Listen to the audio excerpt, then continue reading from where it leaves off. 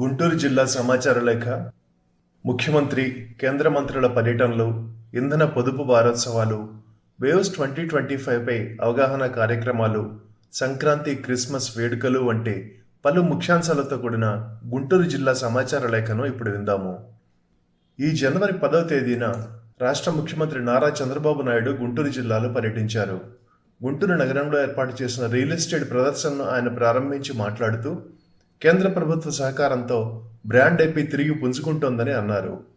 ఆంధ్రప్రదేశ్ చరిత్రలో లేని విధంగా ప్రధాని మోదీ తాజాగా 2,08,000 కోట్ల రూపాయల ప్రాజెక్టులను విశాఖపట్నంలో శంకుస్థాపనలు, ప్రారంభోత్సవాలు చేశారని, ఇటువంటి సహకారంతో 7.3% జీడీపీ వాటా ఉన్న రియల్ ఎస్టేట్ రంగం 2047 నాటికి 20% పెరిగి $5.8 ట్రిలియన్ ఆర్జిస్తుందని అంచనా వేస్తున్నామని తెలిపారు.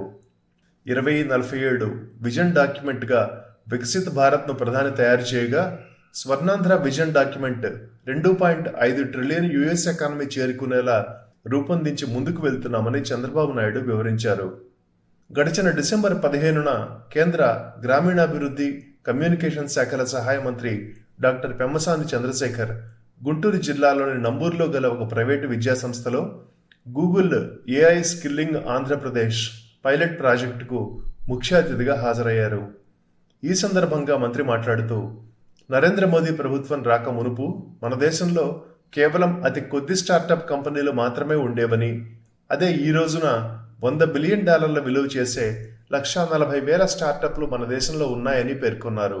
ప్రభుత్వం గూగుల్ వంటి కంపెనీలను విద్యార్థుల వద్దకు తీసుకురావాలనే తన లక్ష్యాన్ని నెరవేరుస్తోందని, ఇక విద్యార్థులు తమ కళ్ళను సాకారం చేసుకోవటమే మిగిలి ఉందని పెమ్మసాని వారికి మార్గదర్శనం చేశారు.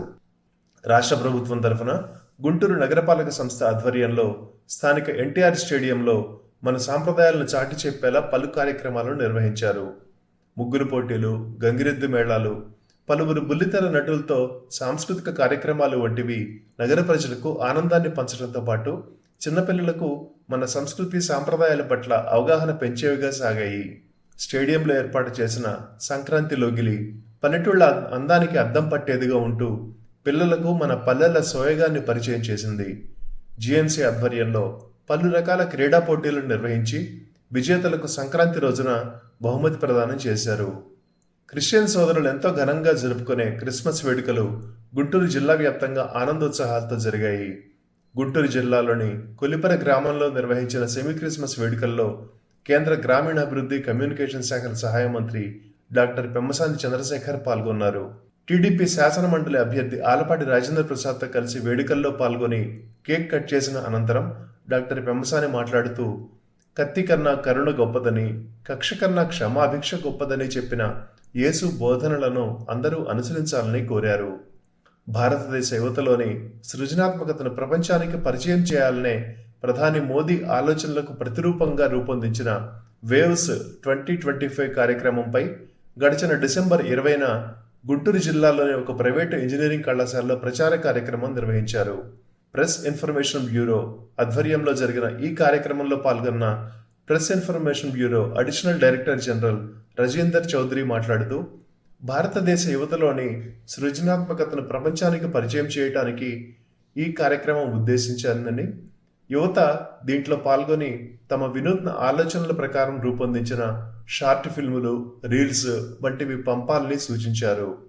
తద్వారా యువత తమలోని సృజనాత్మకతను వెలికితీసి దాంతో ఉపాధి అవకాశాలు కూడా పొందవచ్చని ఆయన పేర్కొన్నారు. స్వామి వివేకానంద జన్మదినోత్సవాన్ని పురస్కరించుకొని ఈ జనవరి 12న గుంటూరు జిల్లాలో జాతి సమైక్యత నడక నిర్వహించారు. దర్గా టు దుర్గా పేరుతో నిర్వహించిన ఈ ర్యాలీని గుంటూరు నగరంలోని హజ్రత్ కాలేషా మస్తాన్ వలియా దర్గా వద్ద గుంటూరు జిల్లా ఎస్పీ సతీష్ కుమార్ జెండా ఊపి ప్రారంభించారు. ఈ సందర్భంగా ఆయన మాట్లాడుతూ, కళాశాలలు కేవలం విద్యకు, ఆనందానికే కాక ఇటువంటి సమైక్యతను అందించేవిగా ఉండాలని అన్నారు. తద్వారా ప్రజలందరూ, ముఖ్యంగా విద్యార్థులు, కుల మతాలకు అతీతంగా ఐకమత్యం పెంచుకునేందుకు ఉపయోగపడతాయని అన్నారు. గుంటూరు జిల్లా సమాచార లేఖ మీకు అందించిన వారు ముదిగొండ రవిశంకర్.